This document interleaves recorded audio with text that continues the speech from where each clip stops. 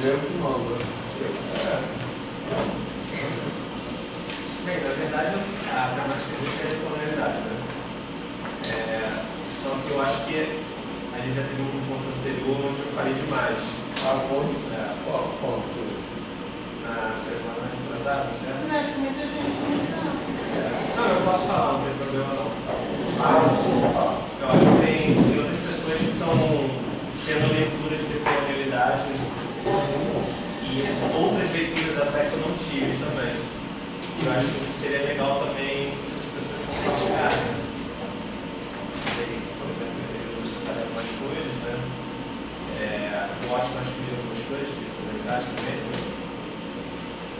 O Alexandre, acho que também está lendo, né? Acho que a Alessandra também, é verdade. Não vale, gente, porque eu estava esperando aqui ansiosa. Não, a gente pode falar também.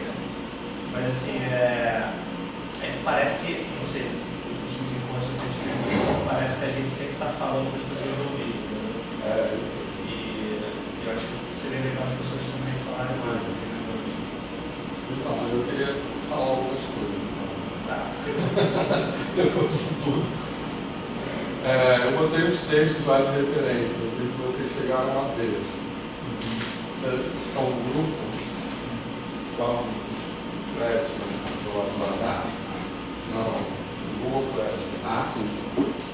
As femininas não. Não, Onde? eu entrei no grupo agora, recentemente. Não deu direito, mas eu consegui alguma coisa. Então, você Então, mas, sobretudo, tem que, assim,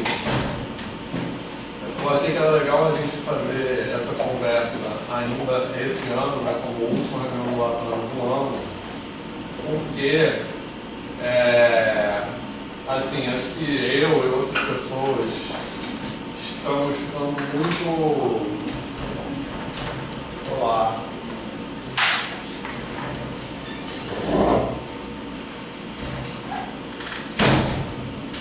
É uma honra. Você está até do seu lado, né?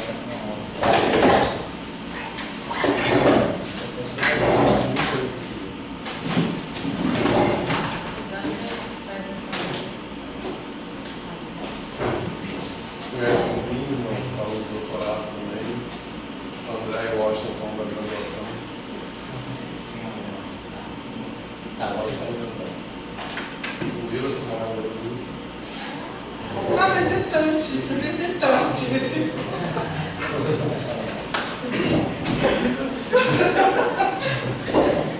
Então,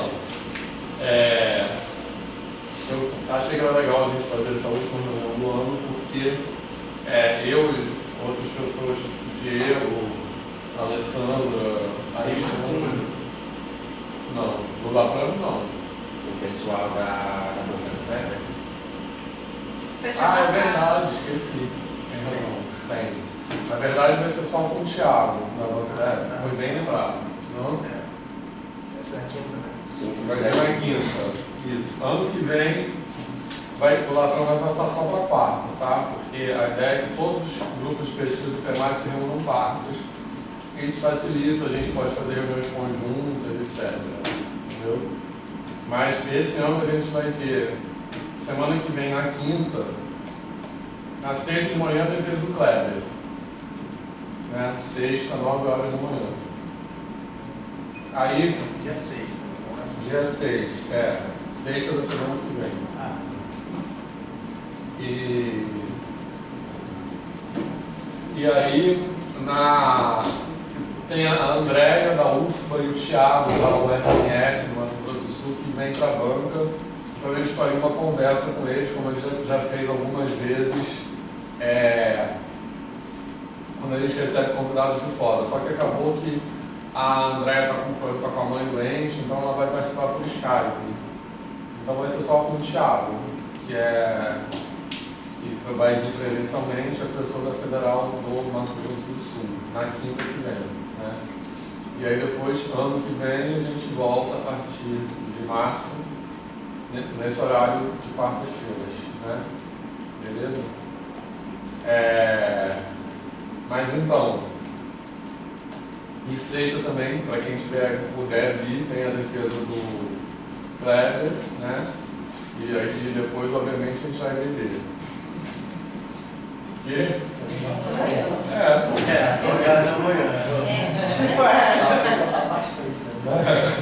Não, mas até acabar o almoço, hora do almoço, hora de beber, cara. Enfim. Mas isso significa que sexta-feira à tarde ele vai estar com os dois orientando, né? Quem? O Kleber. Ah, tá. E com o Diego foi assim, literalmente. Mas olha só, então, eu achei que era legal a gente conversar no final do ano sobre decolonialidade, que é uma coisa que várias pessoas do grupo têm se envolvido muito. Eu, em particular, tenho estudado cada vez mais isso. E como eu já falei também algumas vezes, eu quero propor que isso seja uma agenda realmente para o ano que vem. E eu estou realmente meio assim enviesado até com essa discussão sobre decolonialidade, porque tudo que eu penso agora nesse prisma, entendeu? Mas é assim, né? Tem que ser. Sim. E o Washington também está trabalhando com decolonialidade no TCC da graduação. E o André, como quer trabalhar com EJA, né? Eu acho que é um prisma bacana para falar de EJA também. E aí eu botei aqueles textos lá como referência. Um desses textos é o trabalho encomendado da Amped, que eu escrevi com o Felipe. Todo mundo já está a par, né, eu acho, dessa questão. E o outro é um texto que tem como autores eu, Felipe, Diego e o Ederson. É um texto de uma palestra que eu dei na Unicamp, no Xi'an, nesse último Xi'an, foi em julho desse ano, na Unicamp. Essa palestra, não sei nem se eu vou ter link lá, mas o vídeo dela está no YouTube do Laprando, certo? E aquele foi o texto convidado dessa palestra, entendeu? E aí, como eu aproveitei para jogar algumas ideias que não estão muito, assim, que são só ideias, que não estão muito, vamos dizer, consolidadas, aprofundadas ainda. Mas eu acho que são ideias bacanas, porque elas podem se desdobrar em coisas, entendeu? Então, basicamente é isso, né? Então, o que eu queria falar hoje é basicamente sobre algumas dessas ideias. Certo? Então, alguém quer falar alguma coisa? Quem leu esse texto? Eu acho que poderia deixar as pessoas que estão lendo, né, esses trabalhos falarem um pouco sobre as impressões que elas estão tendo do texto, como elas estão interpretando o texto, que talvez seja um olhar diferente, possivelmente possa ter um olhar diferente de como a gente está enxergando. Isso. Mas pode colocar essa fala junto com o que ele colocar inicialmente, né? As visões que a gente tem em relação ao que ele vai falar. Isso. Então, quem leu esse texto já? Só? Ele leu esse do Xi'an? Ah, não. Eu tenho da UED. Tá. Eu vi alguns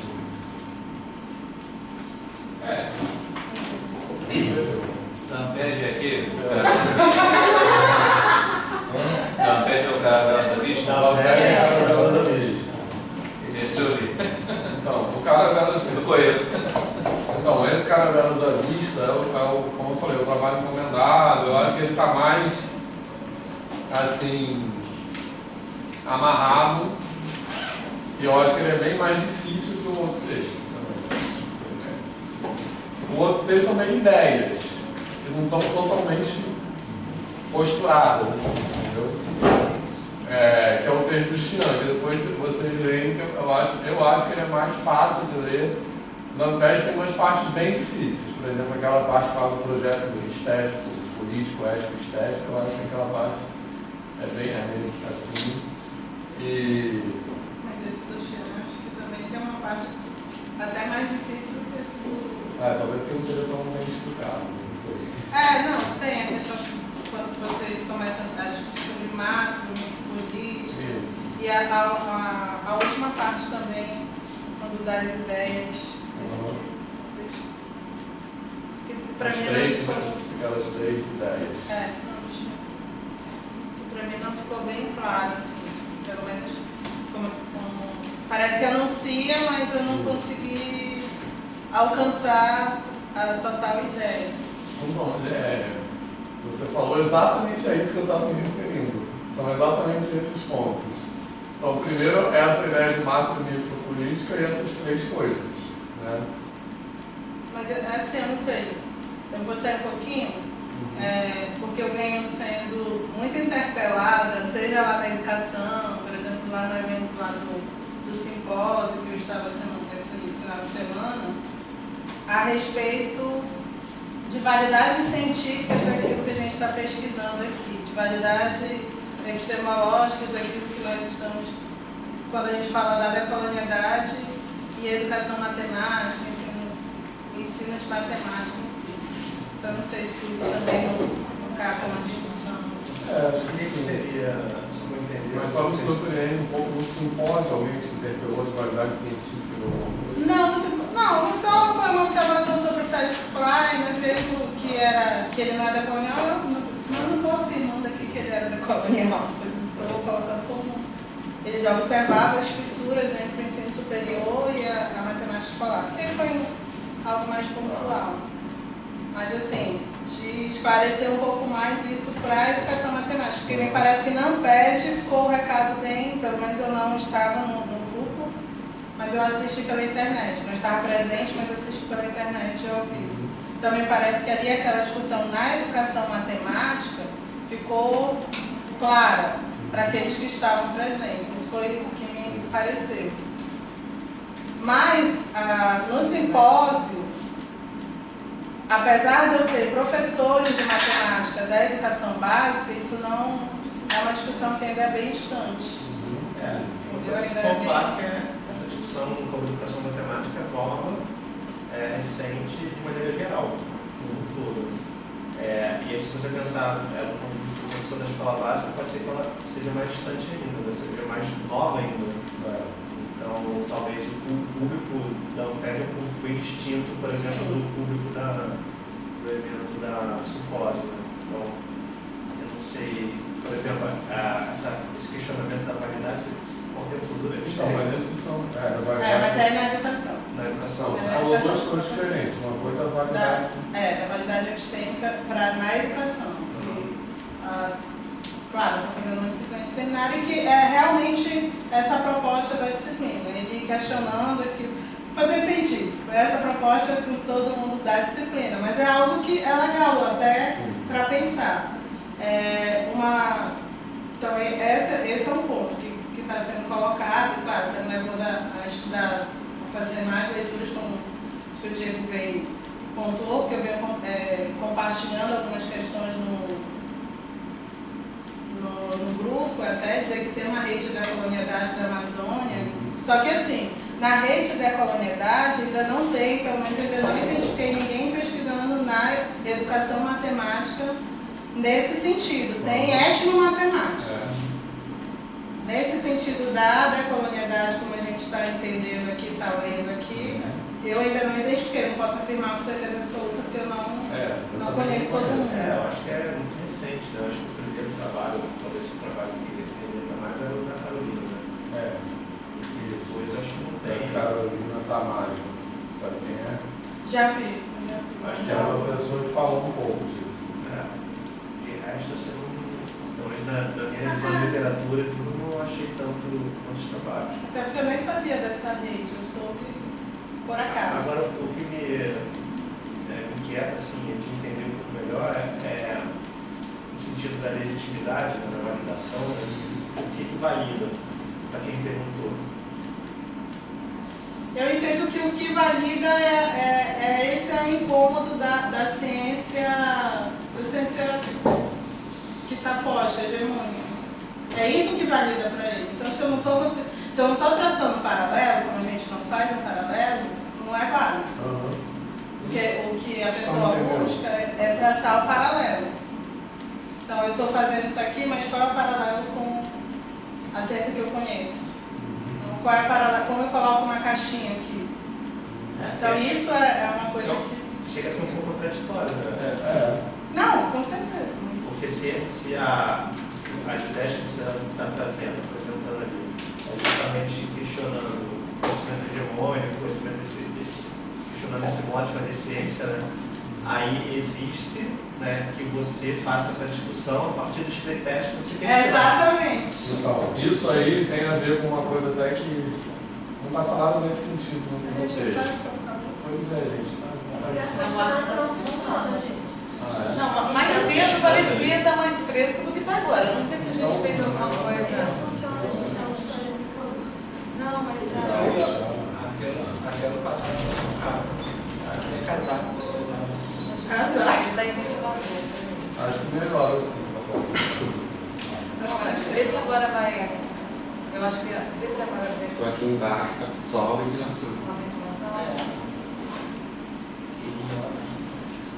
Mas eu fiquei na dúvida se ele estava questionando a epistemologia decolonial ou se era a interseção da decolonial com o ensino da matemática.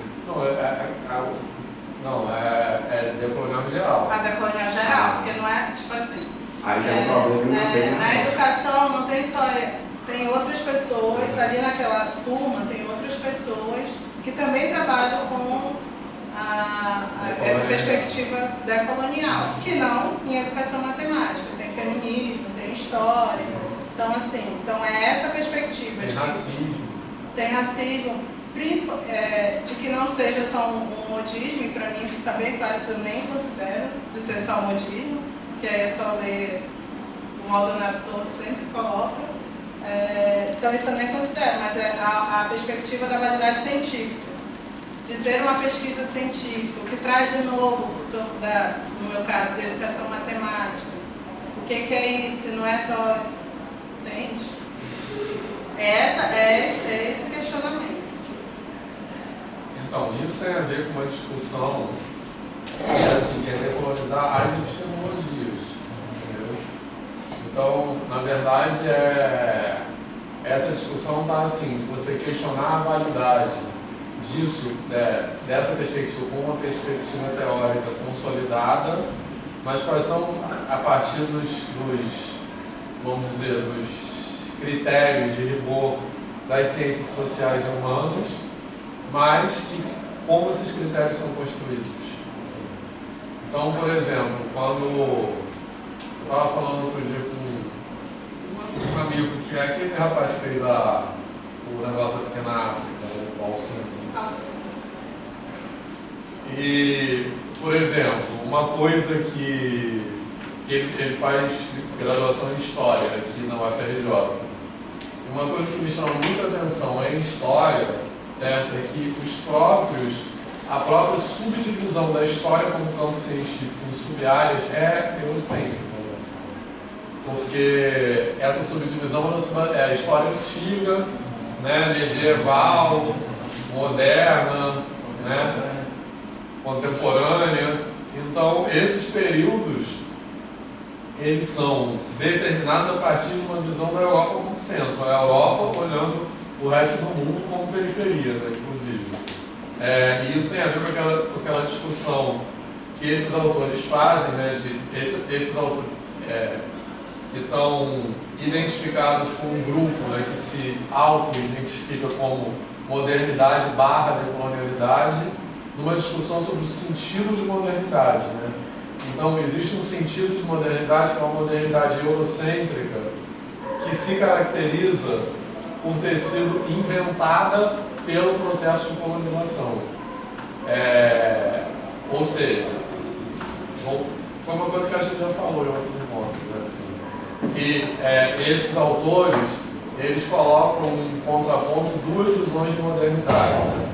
Uma visão de modernidade que é chamada modernidade eurocêntrica, que é uma visão que estabelece assim, que existe uma história única, linear e universal que leva o mundo, a humanidade, como um todo, de uma maneira assim, inexorável de um estado mais atrasado a um estado mais avançado. E esse estado mais avançado, quer dizer, uma noção linear de progresso, é representado pela cultura europeia. Beleza? Então, nesse sentido, como existe esse fluxo único e universal da história, a colonialidade dentro dessa perspectiva, ela é vista como uma coisa necessária para tirar aqueles povos que são primitivos e bárbaros daquele estado de primitivo e levá-los para o progresso, né? Então, com base nisso, qualquer atrocidade é justificada, é em nome do progresso, né? Certo? Então, até hoje tem gente que defende isso, né? Que fala assim, que a escravidão foi necessária para tirar aqueles povos africanos, não sei o quê.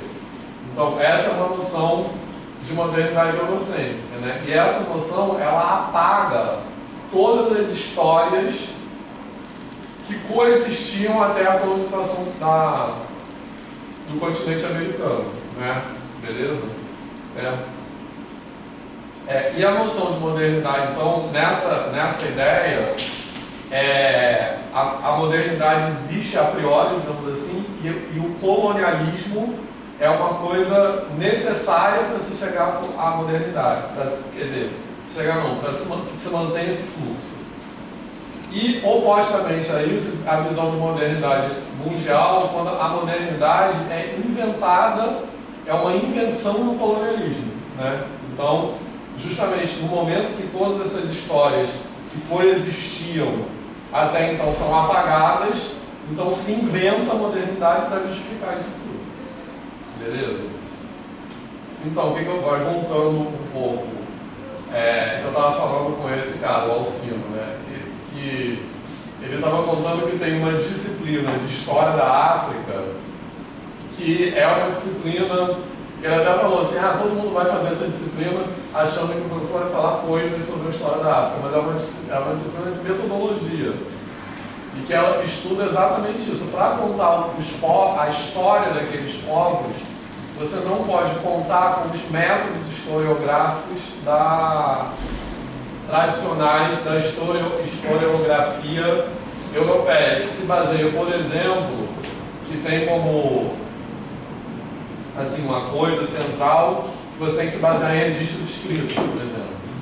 Existem outras culturas que não se constroem a partir da palavra escrita, que se constroem. Então aí aparece metodologia de história oral, por exemplo, ou de você ver outros tipos de artefatos que não sejam história escrita, que não sejam coisas escritas no sentido europeu. Então, essa metodologia ela vai nessa direção. De como é que é essa discussão da validade científica dessa... Entendeu? Né? Então, isso é um nível de decolonização, de decolonialidade, que é mais profundo, digamos assim, que é decolonizar as metodologias e as epistemologias, ou seja, não discutir essa questão com os critérios científicos eurocêntricos de ciências sociais e humanas. Acho que a discussão é essa. Mas muitas vezes a defesa é de que, então você está jogando fora tudo isso que já foi construído em detrimento daquilo que você diz que foi subalternizado. Essa discussão às vezes que rola. Não, mas a discussão... Que não é. Que não é. Eu sei que não é. Mas acho que são coisas que a gente vai enfrentar. Né? Assim, vai ter que debater. Então, mas esse também é um ponto importante, porque não é jogar fora tudo isso. Sim. Né? É tipo assim, é colocar isso em outro lugar político. É legitimar o que foi jogado fora. É legitimar o que foi jogado fora. Problematizar. Porque uma coisa também que eu acho que é importante, e tem a ver também com essa decolonização das epistemologias, que é o seguinte, uma característica que esses autores defendem dessa modernidade eurocêntrica é que ela apresenta as suas próprias epistemologias como única opção. Isso estabelece um olhar que ele é dicotômico e, por ser dicotômico, ele hierarquiza. Porque quase sempre, quando a gente dicotomiza alguma coisa, a gente hierarquiza. Né? Então, isso prendeu um pouco, porque agora eu tive outra leitura sobre o que você falou. Eu não tinha entendimento que as pessoas que estavam ali, algumas delas, ou grande parte, também pesquisa de colonialidade em outras áreas, outros segmentos. É isso? Algumas sim, outras não. Lá no PTGS. Me parecia que era um questionamento mais da afirmação da colonialidade como uma opção teórica, né? Que não é verdade. Falando da disciplina que ela está fazendo. Sim, eu sei. Eu estou querendo dizer o seguinte, que do jeito que ela falou, parecia que aquele público que ela estava discutindo estava questionando a decolonialidade como opção teórica, assim, como sua legitimidade como fundamentação teórica, referência teórica. O que não é verdade, porque algumas pessoas dali atuam e pesquisam nessa área. Você estava questionando... Também tem essa discussão. É dentro do campo da educação matemática, né? Como que ela se configura como... Não, ela estava questionando o campo da educação. Não, para aquelas pessoas... Mas é o professor que questionou. Hã? É o professor da disciplina que questionou. O professor da disciplina. Professor da disciplina, que é um cara chato, careta e machista. Depois ele coloca assim, Esse questionamento não é Só específico. tipo com cuidado. Mas assim, é uma questão que assim, de primeiro momento me causou muita... Eu nem consigo, acho que definir aqui. Acho que não sei estranheza, mas me irritou. Porém, depois eu refleti e disse, então, é legal também ter esse questionamento, também ter essa reflexão, porque nos leva sempre a estar, né? Então, eu acho que é legal, tanto que está levando essa discussão. O que eu ia falar era um pouco nessa direção, aquela ideia das rachaduras, das brechas, né?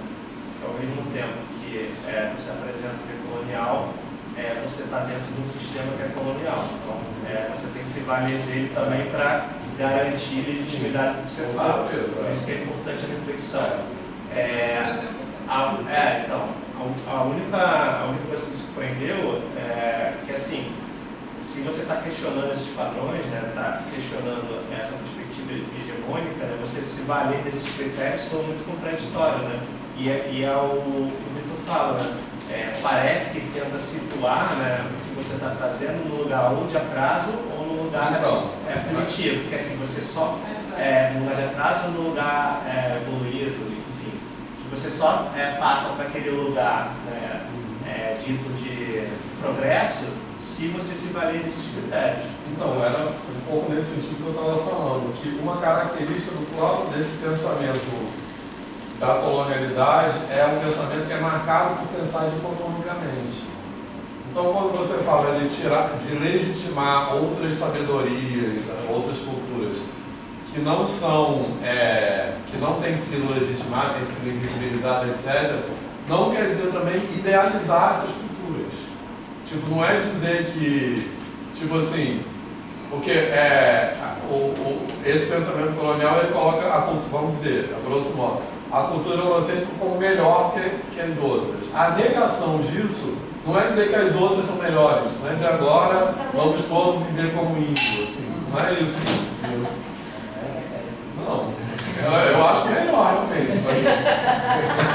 Isso é aquela música, né? Viver pelado, pintado de verde. Pois é.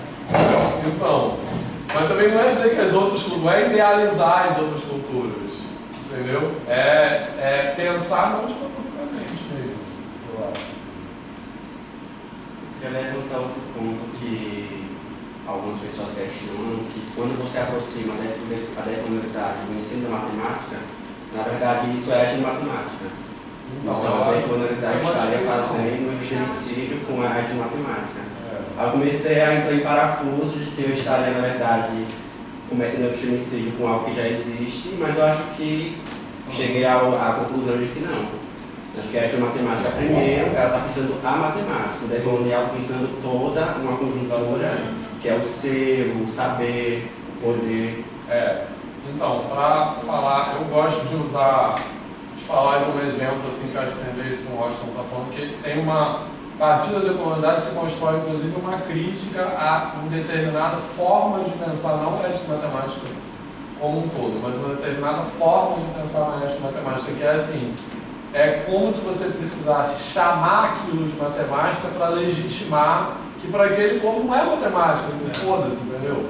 Mas aí você tem que dar o nome de matemática para dizer, então isso é um olhar anacrônico. Tem outro também que eu acho que hoje já as pessoas já estão matemática já têm um cuidado maior em relação a isso, mas tem muitas críticas em relação a essa perspectiva de gestão matemática, no sentido de você olhar o que outros grupos sociais fazem, né? E classificar aquilo como matemática, mas a partir da perspectiva que você tem sobre matemática. Então, olhar... você vai lá para uma tribo indígena, né? Você vai olhar as práticas sociais que eles fazem e falar, isso aqui é matemática, mas com os olhos do que você entende como matemática. Isso, aí olha uma pintura mais radioar e faz aqui é um triângulo equilátero. Foda-se, ninguém tá nem aí para isso. A forma de fazer aqui na matemática não é colonial, né? A questão Exato. Mas existem apropriações de pessoas que trabalham com a matemática dessa forma. Eu acho assim, eu não sei se a gente consegue afirmar que a forma de fazer a etnomatemática não é decolonial. A etnomatemática é um mundo. Porque tem várias leituras da etnomatemática. Eu li o livro dele é europeu. Pode ser. Porque eu acho que assim, tem várias leituras. Também, se a gente lê um livro, aí hoje a gente já tem um outro discurso, então. Mas talvez essa discussão que vocês levaram não é porque também a gente passa muito pelas pré-noções, pelas pré-concepções que são sempre estabelecidas, porque quando o Vitor coloca essa questão da história, a visão que se coloca da história é uma história cíclica. Você vai tentar acontecendo as coisas e vai se repetir e vai se reproduzir. Quando um determinado ponto da história, que tem a nova história cultural, eles têm uma teoria que é bem interessante no sentido de que eles começam a enxergar a história não a partir mais de marcos de acontecimento, mas a partir das histórias subdivididas. Então tem o Queijo e os Verbos, que é um artigo que traz um texto antigo, que ele fala justamente de como elementos de fatos históricos que aconteceram, eles podem ser utilizados para trazer à luz, né, fatos que nunca se viram dentro da história comum. Pensar nisso, que eu acho que é um grande... Eu venho de duas ciências, eu venho da educação e venho da antropologia. Quando a gente pensou, a antropologia até então era uma ciência colonial até o século XIX, praticamente bem início do século XX. Mas ela tem uma virada a partir da metade do século XX, que ela começa, um texto que ninguém chama A Piscadela, sobre o olhar de Palio, que ele começa também a ter essa concepção de que o olhar do outro tem que começar a contar a história.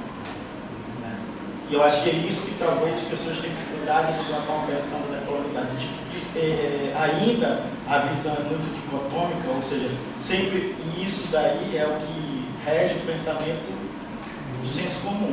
Né? É o bem e o mal, é o certo e o errado, se você não fez uma coisa, você está errado. E isso acaba gerando o quê? Uma certa pré-noção estabelecida que opera na vida da gente. Então, quer dizer, por exemplo, operar por exemplo, contra o preconceito é muito complicado. Porque numa hora tu está dirigindo e tu esquece, e de repente tu xinga a pessoa, tu fala, quer dizer, é tão difícil lutar contra esse poder hegemônico que é muito mais complicado de se desvincular dele. Eu acho que quando alguém traz um questionamento sobre a comunidade, você tem várias questões que tem que ser perguntadas. Eu li alguns textos, eu li esses textos que vocês utilizaram aqui. Por exemplo, uma coisa que deixa. Se fala uma questão decolonial, mas assim, por exemplo, e aí entra os Estados Unidos, mas todo o pensamento colonial está pensando no modelo europeu. Como é que se explica o pensamento estadunidense nesse sentido? Porque até então, se for pegar dentro dos fatos históricos e dar uma análise peculiar da história, os Estados Unidos eram uma colônia. Mas hoje eu acho que o que ultrapassa isso não é só o olhar europeu, mas também o poder hegemônico cultural. Eu acho que já abarca mais, que é euro-estadunidense. Eu acho que isso é uma coisa que tem que começar a se pensar. Então, o texto da UDEG ajuda até esse texto. Mas eu acho que essa coisa do eurocêntrico não é no sentido, vamos dizer assim, geográfico. Porque esses autores, assim, eu acho que você tem toda a razão, assim, nessa questão, que não é que a gente queira, assim, queira dizer que hoje, no mundo contemporâneo, existe um jogo de poder que é controlado pela Europa da mesma forma que existia no mundo colonial. Não é isso? Não, até porque, desculpa te interromper, mas assim, se você for para pensar, por exemplo, os países da América Latina, né, quando você vai, eu tive a experiência de conviver com pessoas de alguns países, quando você vai para o Peru, para a Bolívia, eles olham nós como colonizadores. Eu sei. Então isso é o complicado de quando a gente é a posição de quem é o olhar do colonizador, né? Então, por exemplo, ao mesmo tempo que ele está discutindo aqui, mas qual é a meia-culpa que a gente faz nesse processo? De um processo de colonização mais intenso, que é hegemônico e cultural, porque, de alguma maneira, quando o Brasil ele não resolve adotar, por exemplo, uma base nacional, adota a língua estrangeira e não adota uma língua espanhola, ele está se tornando colonizador. Isso, exatamente. Então, olha só, tem duas coisas importantes que você falou que eu queria discutir, mas uma é essa, que acho que é importante a gente pensar assim, que não é eurocêntrico, não é a Europa, mas o que esses autores falam é que eles colocam também que é uma coisa que eu nem tenho assim, bagagem histórica para discutir, mas o que eles colocam é a colonização do continente americano como um marco. E existiram outros, eles argumentam isso, né, que existiram outros processos de colonização antes disso, mas que nunca uma escala tão global assim. Então eles colocam isso como um marco histórico. Então o que eles falam, na verdade o que eles definem até como colonialidades é mais ou menos, a grosso modo, as relações de poder que emergiram do colonialismo territorial e administrativo moderno, mas que sobrevivem a ele. Então, são as relações de poder que meio que são fundadas por esse colonialismo territorial, mas que sobrevivem a ele e podem ter outro e se espraiam em outros lugares. Então, é exatamente isso. Quando a gente pensa, por exemplo, na relação do Brasil com outros países latino-americanos, na verdade, que a gente vê até que muitas vezes o Brasil nem se considera latino-americano. Quando a gente vê, ou dentro do Brasil, né, quando a gente vê as relações de poder e as relações intersubjetivas, as relações de trabalho, né, que é o que esses autores falam, relações de poder, de trabalho, de cultura, elas são marcadas por um padrão colonial. É isso que eles falam, mas não pode ter nada a ver com a Europa, assim, nesse sentido, né? A Europa tem esse papel, naquele momento histórico, de estabelecer.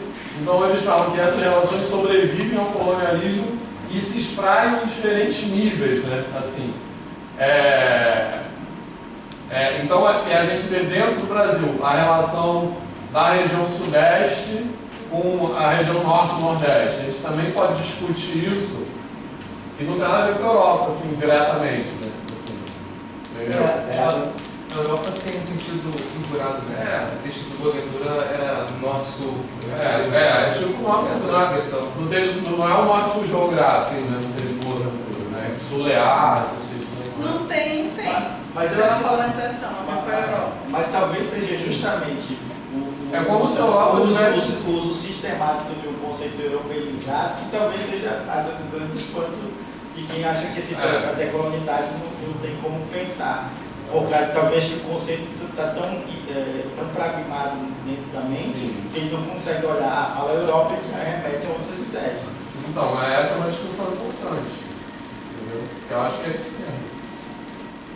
Eu acho que tem essas relações de poder, elas meio que herdam padrões e paradigmas que são fundados na Europa, mas elas extrapolam a Europa contemporânea. Né? Assim, até é um risco essa discussão para a gente. Eu acho que sim. Eu acho que o caminho que vocês têm a trilhar é um caminho bem muito amplo. Muito amplo, porque eu vejo que a discussão decolonial ela precisa ter alguma profundidade. Por exemplo, que eu vi, falta uma definição maior do conceito educacional. Qual é o tipo de modelo educacional? Ou o pensar educacional que a decolonialidade traz? Nos textos eu ainda acho assim, não frágil, não vou dizer o termo frágil, mas assim, eu acho que ainda falta uma profundidade maior. Porque eu acho que quando alguém vem questionar o conceito, é preciso você analisar o conceito. Então, mas Então, aí por eu exemplo, acho- porque os autores que traz, o Lida, o Auschwitz, eles falam, por exemplo, numa área da filosofia, numa área da sociologia, numa área, mas assim, a nível educacional, numa educação matemática, precisamente, acho que vocês têm um desafio grande nesse sentido, de ampliar essa possibilidade, de olhar esse caminho aqui, ó, esse é o caminho. Acho que os caminhos estão muito bem definidos. Agora, mas é preciso uma profundidade maior conceitual sobre pontos, né? Porque talvez seja isso que as pessoas dizem assim, eu sei porque eu saí, eu fiz pedagogia e fui fazer antropologia. E me questionavam, né, conceitos básicos das ciências sociais, né, que eu precisava dominar. Né? E aí eu fui entender que como é que eu vou construir o conceito? Eu vou construir o conceito pelas brechas que dão. Então, por exemplo, na sociologia você aprende que os básicos são as leituras clássicas de Marx, Weber e Durkheim. E como é que eles constroem isso? O Marx, na teoria dele, ele é muito claro. Ele diz assim, olha, eu não vim aqui para definir, eu estou deixando um mar de opções a serem exploradas. E aí as pessoas começam a buscar, dentro do conceito marxista, elementos que vão responder a muitas questões que tem, que hoje, até hoje, muita gente explora. Eu acho que isso é uma coisa que vocês podem, né, discutir muito, que eu acho que é essa dificuldade que as pessoas vão ter em alguns setores de receber, né, da comunidade, porque eles não têm um determinado domínio de um certo conceito. Educação, como compreender a educação a nível de precocidade? Acho que isso é o desafio. Eu, por exemplo, nas leituras que eu tenho feito, tenho achado dificuldade de um conceito mais claro, mas eles dão pistas, mas eles não conseguem. Os autores que falam. Os autores. Quando eles falam de colonialidade do saber, por exemplo, para você não, assim, te dar uma perspectiva de para onde isso pode apontar do ponto de vista da educação, do ponto de vista da educação do próprio. Por exemplo, a educação tem, por exemplo, o Bourdieu, ele, na década de 90, quando ele foi chamado para falar sobre ele, foi feito, Proudhon, vários autores na França, na década de 90, a França participou de uma grande revolução educacional e eles chamam o Bourdieu para fazer uma análise do processo do sistema educacional francês. E ele identifica que o ponto para a educação, para eles, e aí é uma coisa que dentro da antropologia francesa, eles acham que a escola é ruim. Para muitos autores, a escola tem que acabar, porque ela é o Althusser coloca, é um aparelho reprodutor do Estado. Ideologias, de cultura dominante. Mas isso já está nos anos 90, 70.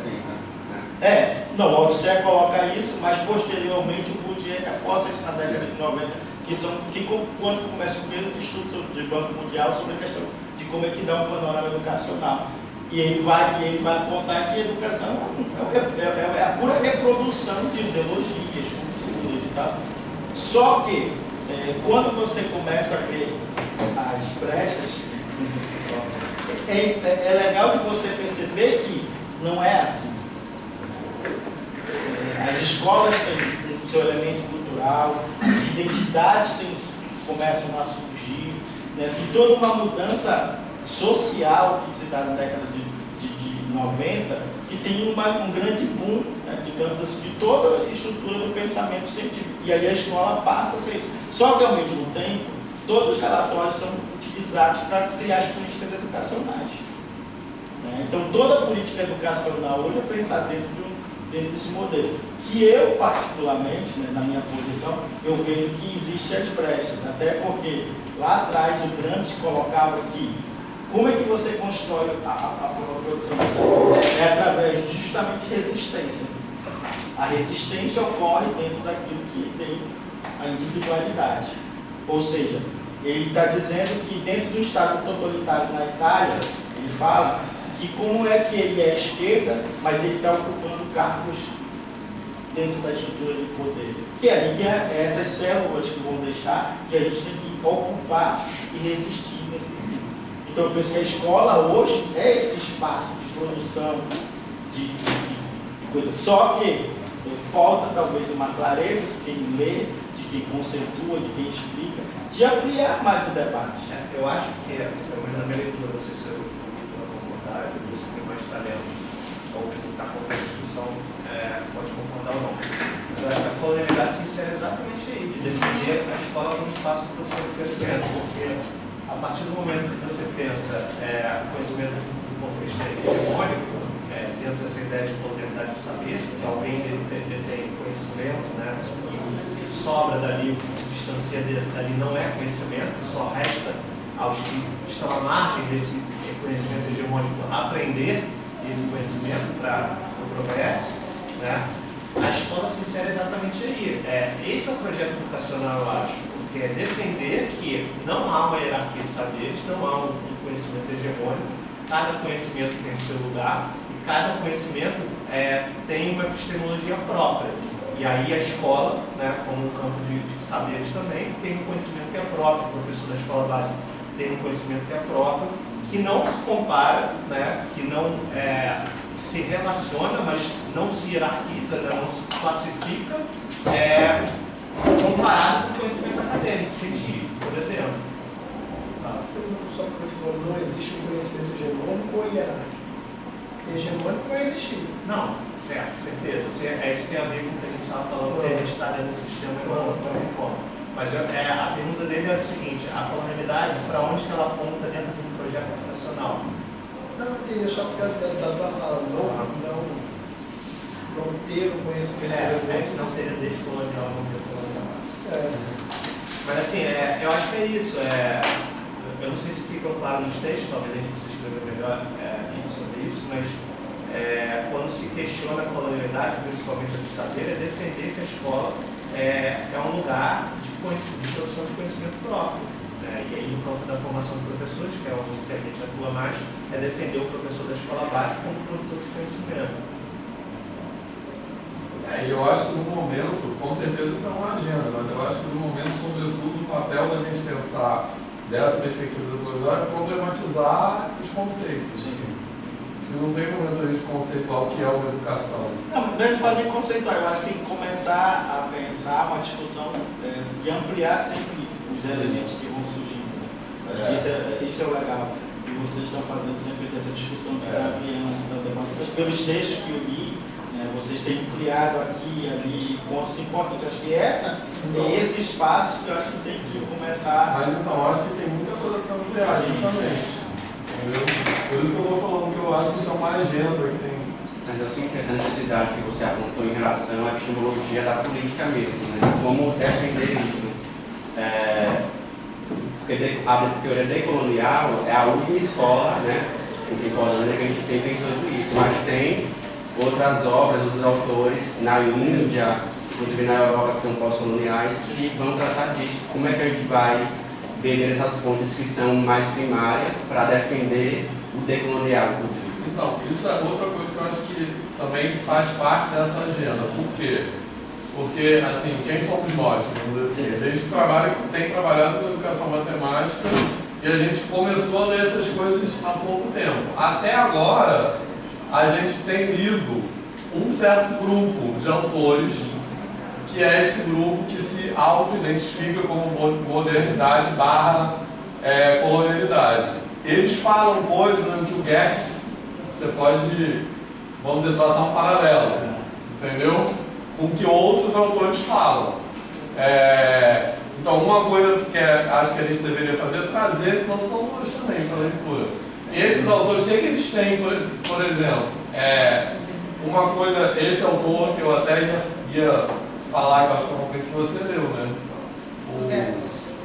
Dissertação, outra perspectiva. O quê? Então, uma coisa que o Goethe fala, eu não sei nem se é ele que fala originalmente, mas uma coisa que ele fala, assim, que eu acho que é importante, que é assim, que existia, você me corrija se eu estiver errado, porque você vai saber melhor que eu, mas assim, que existia uma visão que ele falou, isso é uma virada paradigmática no pensamento antropológico. Então, e que existia uma visão de que cultura é o que os povos têm em comum. E o Goethe meio que desconstrói isso, ele fala para a gente pensar na cultura a partir do que os povos têm de diferente. Entendeu? Então, um exemplo, né? Aí, eu não sei se ele é a primeira pessoa que falou isso. Ele fala isso. Ele é o cara que escancara isso, né? Isso. Todo mundo começa a falar, mas ele escancara isso. Ele joga no ventilador, né? E abre a quando alguém fala isso, é que já existe sempre um movimento, né? Então, mas um exemplo que aí eu interpreto dessa forma, que essa discussão sobre a ética matemática, eu acho que pode se pensar dessa perspectiva, né? Dessa discussão sobre a ética matemática ou não. Mas um outro exemplo que eu acho que é bacana disso, que essa para mim é bem ilustrativa, da religião. Porque, por exemplo, eu sei que a religião influenciou, né, o caminho da matemática. Como que a religião influencia a matemática? Não. A religião em si. Porque, por exemplo... Mas não é o kanjiano que fala isso. Não, também. Isso sem dúvida. Isso é outra coisa. Até tem outro exemplo que eu acho que é bem bacana, que eu quero falar também daqui a pouco, que é do Marcel Gleiser. Eu até falei a qualificação do João, daqui a pouco você me lembra. Mas isso que eu ia falar. Lembra que eu falei? Lembro. Então. Lembro de tudo. Não esqueci. Está gravado. Exatamente, está gravado. Mas o que eu queria falar da religião é o seguinte: se a gente pensar ou da perspectiva decolonial ou da perspectiva do Goethe, por exemplo, a gente nem pode chamar aquilo Umbanda e Candomblé de religião, por exemplo. Entendeu? Isso eu me toquei com isso, que eu sempre perguntava como eu gosto de Umbanda, eu gosto das religiões de matriz africana, eu gosto assim mesmo, no sentido que elas me mobilizam. Quando eu conheci algum africano, eu perguntava, mas lá não tem essas religiões? Aí não tem, porque elas são mesmo fundadas no Brasil. Aí até que eu perguntei para o Chala, que é um amigo do Abulo, eu falei, mas lá vocês não querem, de Moçambique, lá vocês não têm orixá, não sei o quê. Aí ele falou, a gente tem, só que pra gente isso não é religião. Aí ele falou assim, pra gente isso é a vida. Ele falou até assim, são as nossas práticas diárias. Tipo, a gente vai lá e faz um ebó para Oxum, não é religião. Por quê? Porque até etimologicamente a palavra religião quer dizer religação. Então, nas religiões, e com isso, repara, eu não estou falando que uma é melhor do que a outra não, tá? Longe de mim. Mas nas religiões neo-judaicas, né, cristianismo, como é que é o nome? O termo neopentecostais. Não, religiões judaicas. Muçulmano, judaísmo, que são uma família de religiões que vem do judaísmo. Nessas religiões, basicamente, Deus é fora da natureza, entendeu? Então, o termo religação tem a ver com isso. Agora, nessas sabedorias, digamos assim, de matriz africana, não tem separação, entendeu? Não existe o homem está na natureza, os orixás estão na natureza, entendeu? Então nem faz muito sentido chamar aquilo de religião. Então, por exemplo, se você olhar com um olhar antropológico clássico, estudar, identificar qual é a religião de cada povo. Mas se você olhar com essa perspectiva, por exemplo, do Goethe, você olhar a diferença, que aquilo ali não é outra coisa, é outro tipo de sabedoria, é outra delimitação para dar conta do mundo, entendeu? Mas talvez seja essa dificuldade, porque justamente a gente tem a hierarquizar e a categorizar tudo. Então, com isso não quer dizer que uma é melhor que a outra. Exatamente, porque, por exemplo, é como as pessoas pensam, por exemplo, a educação indígena no Amazonas. Né? Para o indígena, educar uma criança não é ele levar para uma escola, não, ele educa pescando, ele educa coletando, quer dizer, a forma que esses modelos, porque nós estamos muito presos a esses modelos que a gente de associar a educação com a escola. Exato. Por exemplo, não necessariamente, porque tem etnias indígenas que existe um determinado lugar lá que o branco chama de escola, mas que assim, que os jovens, as crianças vão lá quando elas quiserem. Por exemplo, quem quiser, eu já ouvi até relatos de pessoas que trabalham branco, né, que trabalham com educação indígena, que estranham muito isso, que a criança está lá, aí passa uma arara, ela sai correndo atrás da arara. Tem um livro que foi uma orientadora do mestrado, ela escreveu justamente sobre essa questão, escola de branco e maloca de índio. Que a própria concepção que ela procura trabalhar na tese dela, é justamente isso. O que nós chamamos de escola, para ele tem essa concepção. É uma outra concepção, é uma outra cultura. A educação está bem ligada com a escolarização, né? Exatamente. A educação é bem maior. Por isso que aí tem essas questões que eu venho discutir, que eu começo a pensar que um processo o que é a comunidade chama de educação? Isso é uma reflexão boa que vocês podem aprofundar muito nesse sentido, porque o que é escolarização? Porque até para se o projeto decolonial ele é oposição aos modelos, ele tem que começar então a quebrar esses próprios modelos, começar essas questões. Quando eu chamo a atenção da colonialidade do saber, é justamente porque eu enxergo essa perspectiva aí, entendeu? De não entender a escola como um espaço de produção de conhecimento em comparação com outros, mas sim a partir da sua própria especificidade. Eu achei legal a tua expressão, porque agora eu sim entendi que uma leitura mais corrida que eu fiz, mas assim, você consegue, eu acho que assim, o pensar nisso, eu acho que talvez seja uma das coisas que o Lacan tem que começar a pensar, trazer para o debate as discussões, né, esses conceitos tão enraizados que operam, né, dentro do imaginário das pessoas, do senso comum, do próprio pensamento científico da universidade, e como que opera a ideia de educação? O que é a própria ideia de uma educação matemática dentro de um processo econômico? Como é que se pensa nisso? Então, eu queria aproveitar para falar dessas três coisas que eu coloquei nesse texto aí muito rápido, para tem a ver com isso. E como eu acho que é um pouco no sentido que você está falando, que elas estão colocadas nesse texto do Xian, eu coloquei 3 dimensões lá, meio como uma agenda, não está nada muito assim consolidado, muito posturado, digamos. Que são assim, que eu estou colocando aquilo como ideias para a gente ir pensando, meio soltas mesmo, entendeu? E meio que eu aproveitei, como era um texto convidado, uma palestra dele, eu posso escrever o que eu quiser, não vai ser um negócio periódico que alguém vai ler, igual a nossa mente, vamos escrever esse negócio aqui. Foi um pouco isso. Então, que tipo assim, que uma dimensão é a dimensão assim, que são movimentos para decolonizar, vamos dizer, a grosso modo, para decolonizar a forma como a gente faz as coisas, digamos, em educação, que podem levar para um aprofundamento desse pensamento sobre o que é educação no sentido decolonial, beleza? Mas são coisas meio para a gente pensar movimentos de pensamento, assim. Então, um deles é da representatividade, que é assim, são movimentos para tirar as coisas do lugar. Esse da representatividade é trazer para a educação, assim, é pensar o que acontece quando a gente traz para a escola contemporânea no Brasil outras representatividades de pessoais e culturais. Então isso passa por tirar da invisibilidade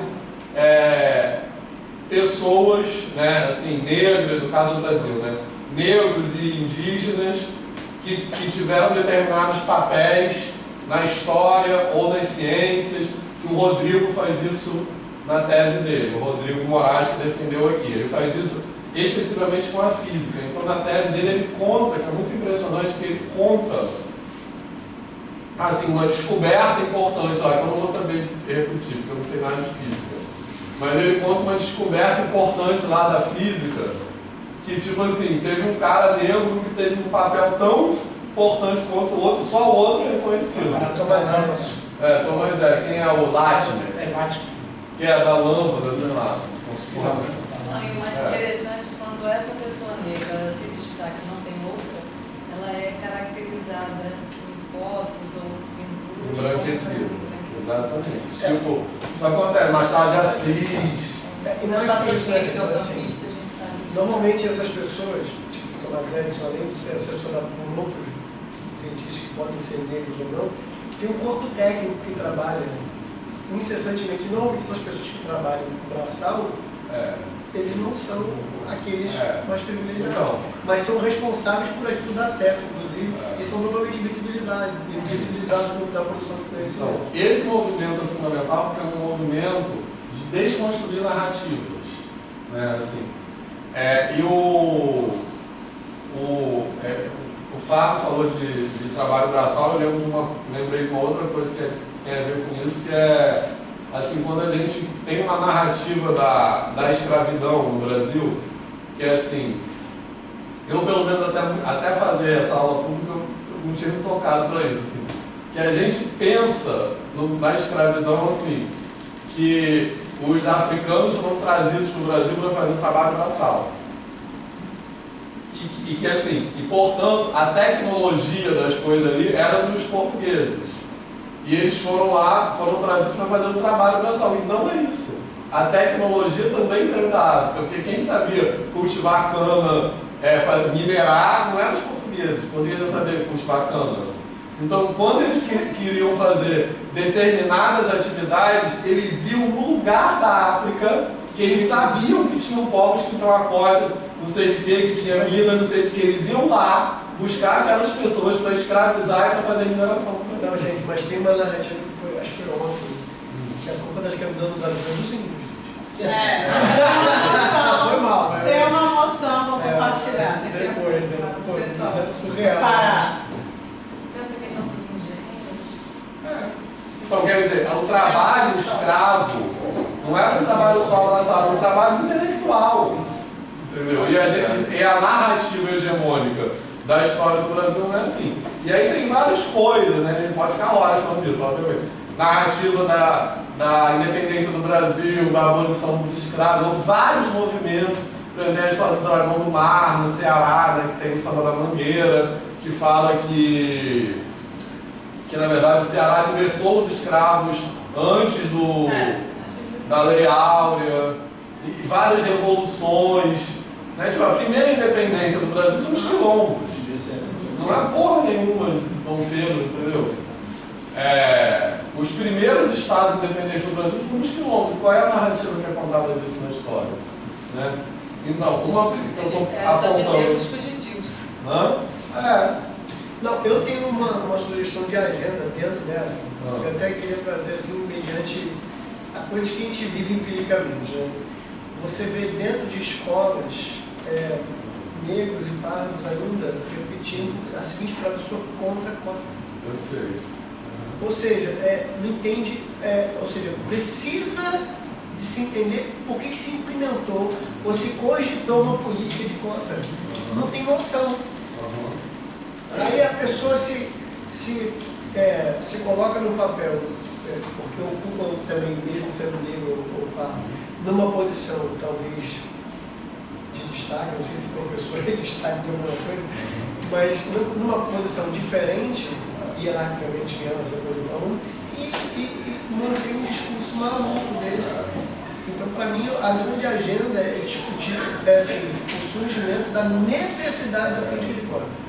É preciso dizer, tudo bem, se pode ser contra ou a favor, mas vamos então analisar. Mas a necessidade do sistema de cota tem a ver com a desconstrução dessa prática. Exatamente, é isso aí. Essa agenda. Mas então, mais pragmaticamente falando, dentro dessa agenda grande, esse guarda-chuva, esse pedaço aí tinha que estar.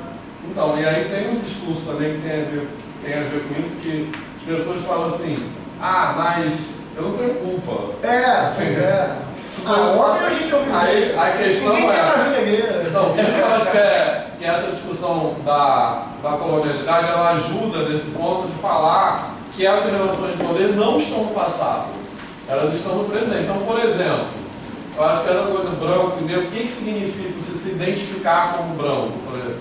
Para mim, o que significa falar eu sou branco? Para mim, falar eu sou branco tem o sentido de falar nessa frase, eu estou ciente que eu estou no lugar que eu estou, porque eu tive determinados privilégios à custa dos quais outras pessoas foram exploradas. Por exemplo, quando eu era criança, na minha casa da minha avó, onde eu morava, havia empregadas negras que possibilitavam que a minha mãe trabalhasse fora e que tivesse dinheiro para eu estudar. E essas empregadas domésticas negras eram essencialmente escravas. Por quê?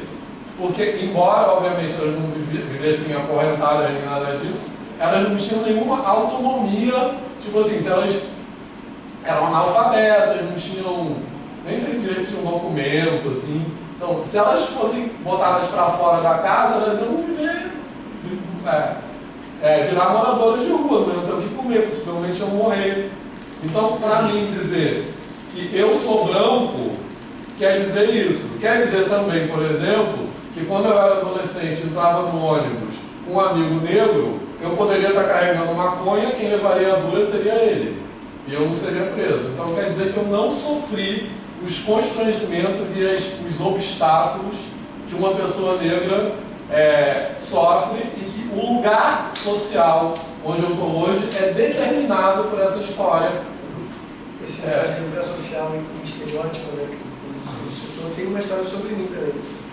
Toda vez que eu passava uma vez, eu era parado. Todas. Se eu tivesse com a Carol, não era. Com a Carol, eu nunca fui parado. Pois é. Minha mulher não. Então. Mas é interessante da culpa, né? Porque o bicho tem umas famílias que... Não, eu sou sempre. Se eu tivesse foto, um dia eu e o Diego, a gente estava fazendo um dia eu, a Blu, o Diego, a gente estava... Pessoal, a única vez que o Diego foi parado, eu estava com a Blu e com ele. E ele sai em momento tem olho pra mim. Olhou pra mim e pro Blu. Mas assim, Vitor, eu achei muito legal isso que você falou, mas ainda assim as pessoas brancas não têm esse entendimento que você, você apresentou. Então, a pergunta não é direcionada para você, a pergunta é provocativa mesmo, é uma reflexão. Como é que eu acho que o branco tem um lugar de fala e ele não entende que aquele lugar de fala é um lugar de privilégio.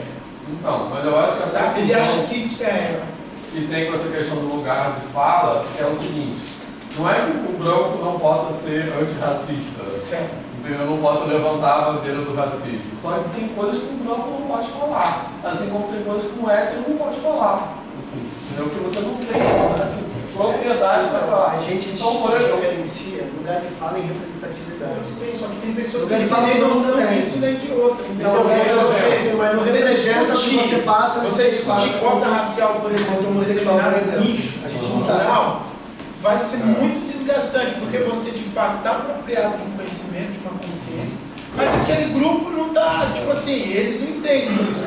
Mas eles têm que ser educados. Exatamente. E aí, agora a pergunta é como, né? Por exemplo, quando a gente estava, eu participei, que agora eu estou fora da construção daquele do EMELP, né, que é o Espaço Matemático de Língua Portuguesa, com países, um evento, que é uma associação de países de língua portuguesa, né, que eu saí fora porque eu cheguei com um tronco colonizador também. Mas apesar dos meus esforços. Mas quando estava no começo, um episódio que me impressionou, que foi? Um episódio que me impressionou muito foi assim, que a gente estava numa reunião para fundar esse negócio e tinha a gente, representantes do Brasil, de Moçambique e de Portugal. E estavam discutindo o nome da parada. Então, hoje Moçambique, então a primeira proposta de nome que seria Espaço Lusófono. E aí, hoje moçambicanos falaram assim, a gente não quer que chame Espaço Lusófono, porque para a gente Espaço Lusófono é ofensivo. E aí ficou Espaço Matemático em língua portuguesa. E eles falaram que espaço em língua portuguesa não é ofensivo e lusófono é. Eu não entendo isso, mas não cabe a mim entender.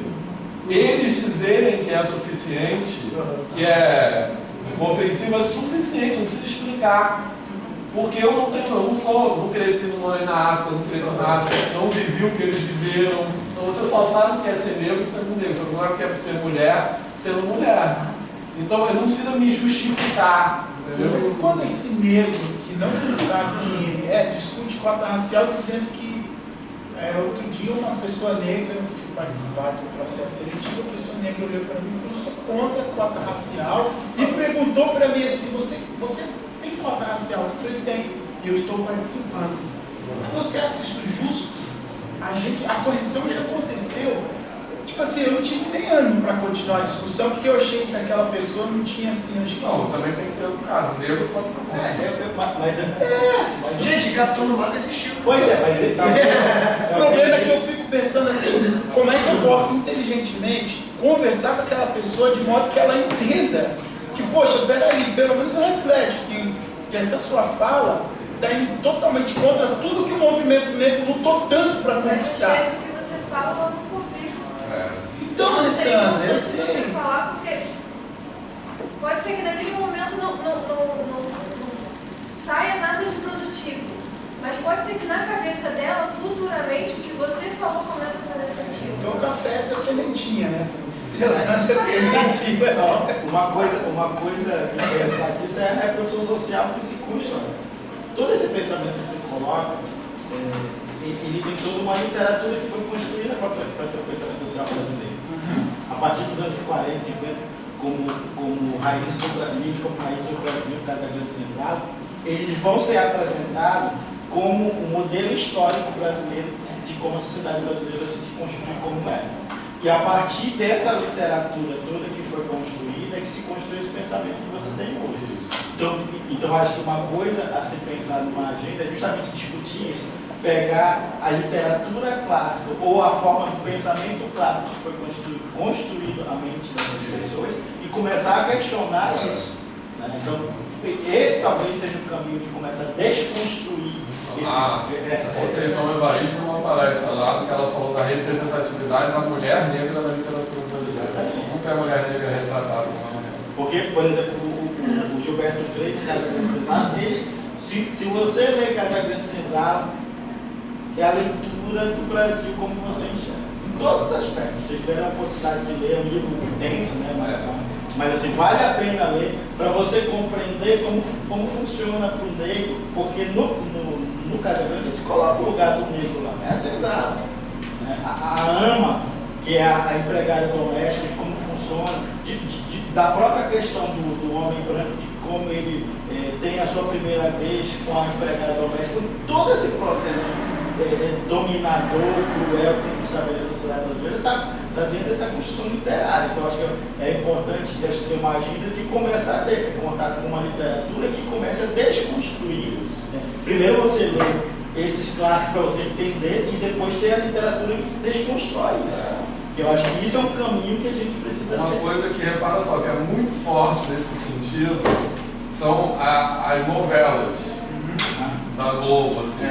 Repara, a escravidão vamos colocar na literatura popular, incluindo novela, sei que é um absurdo falar isso, em algum sentido, as manifestações populares, culturais, assim, de larga escala, quando são retratadas nas novelas de época, essas situações, a escravidão não só é banalizada, como é quase romantizada.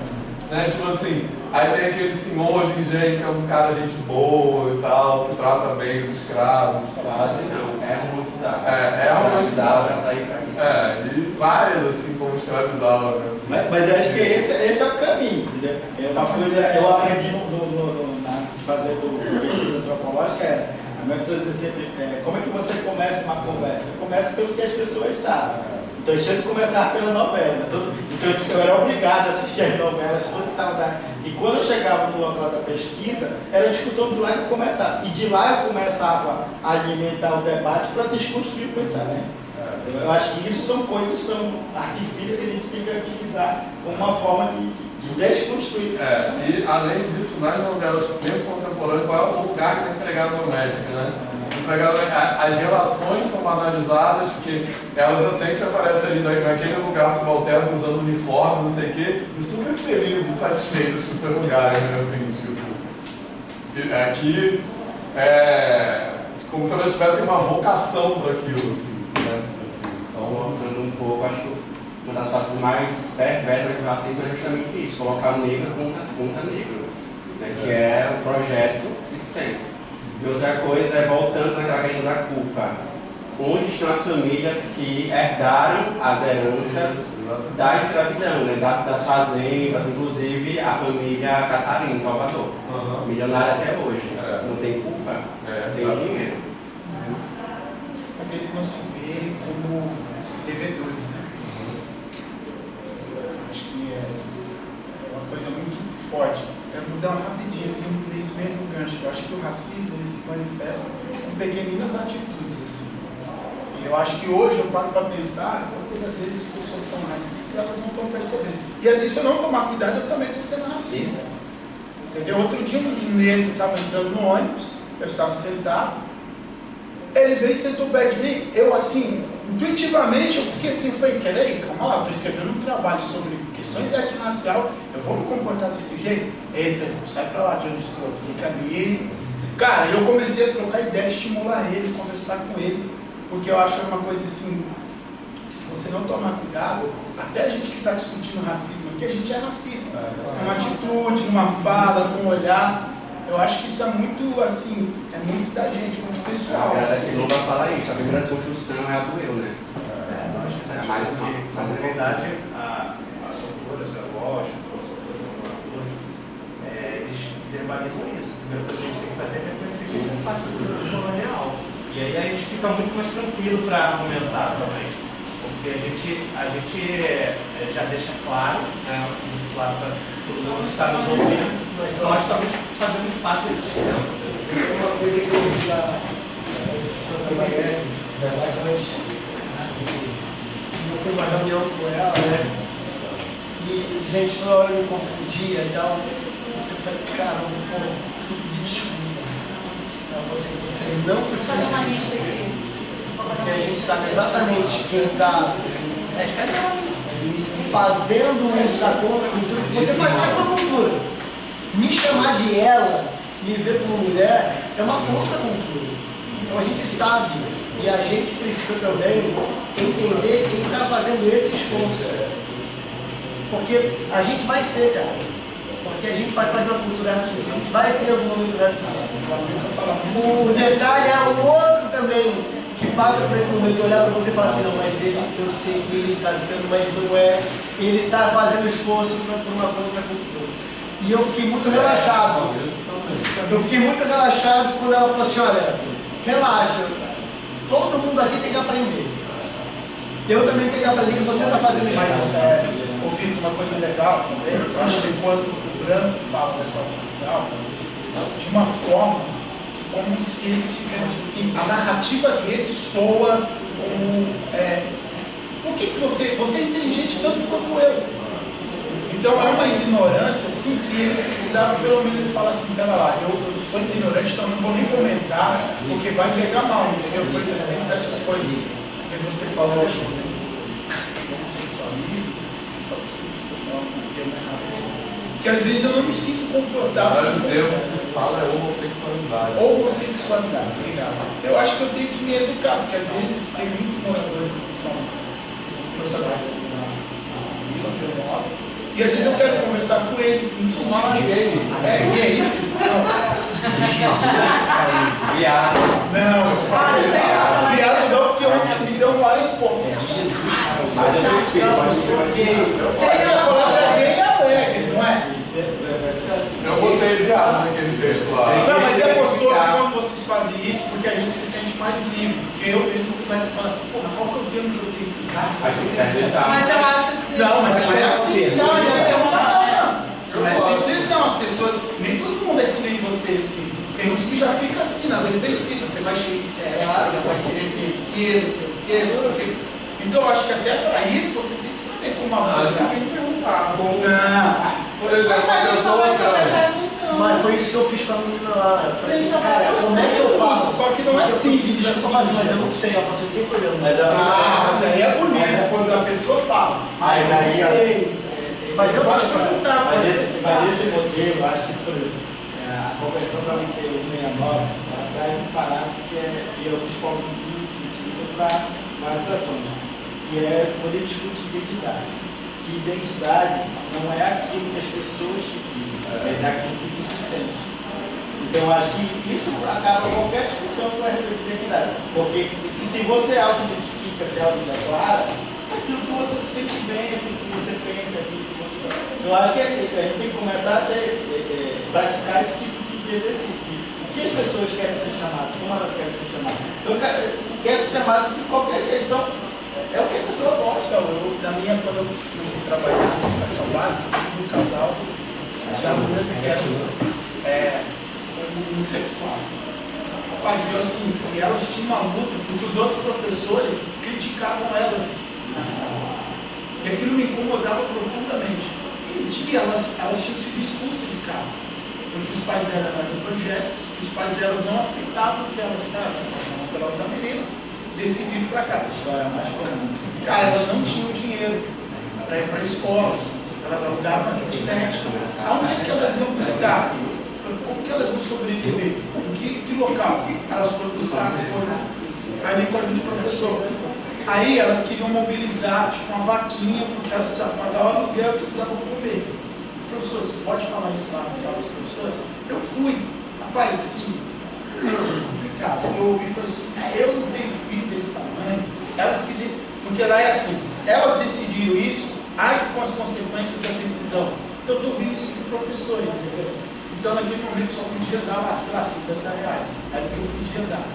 Então ali eu senti a necessidade de olhar para a minha prática como professor e falar assim, poxa, como é que eu posso estimular os outros também para que eles possam pensar, mas que ser solidário, entendeu? Não olhar para elas com aquele olhar de homofóbico, entendeu? Mas olhar assim, pô, vamos ajudar, vamos dar uma força, vamos dar um abraço, vamos fazer isso, sabe? Então às vezes a gente está numa posição que a gente não percebe como é que a gente pode conversar com ele. Então, mas eu queria, como está chegando no final, eu queria falar rapidamente das outras duas dimensões que eu coloquei ali. Porque uma é essa primeira, da representatividade. Uma outra que eu acho que tem muito a ver com o que o Willis falou, é que é das intersubjetividades, que tem a ver com a dissertação, com a tese do Diego. Porque quando a gente fala de decolonialidade, que é um padrões de poder, não sei o quê, mas não só necessariamente é eurocêntrico, a Europa contemporânea são do centro, como são relações de poder que se capilarizam em diferentes níveis, digamos assim. Então, tanto na macropolítica, que a gente fala de racismo estrutural, etc., que é uma dimensão macropolítica, quanto nas relações micropolíticas, que tem a ver com essa outro olhar da história que ele está falando. Então, por exemplo, o que o Diego faz na tese é olhar essas relações de colonialidade no interior de uma sala de aula. Então, a colonialidade do saber, por exemplo, ela se manifesta como quando você desqualifica o saber do aluno, digamos, né? Assim, que é uma dimensão micropolítica, uma dimensão ali, e eu acho que é uma coisa que é bacana que essa literatura nos ajuda, é que esses eixos que esses autores estão da colonialidade, do saber e do ser, eles operam de forma entrelaçada. Então, tem a colonialidade do saber e a colonialidade do ser, né? Que é desqualificar aquela pessoa como ser humano. Então, quando você desqualifica o saber da pessoa, em certa medida, você está desqualificando a pessoa. Então, quando você chama o seu aluno de burro, por exemplo, ou faz alguma coisa implicitamente que desqualifique o saber dele, você está colocando ele no lugar subalterno, né? Então,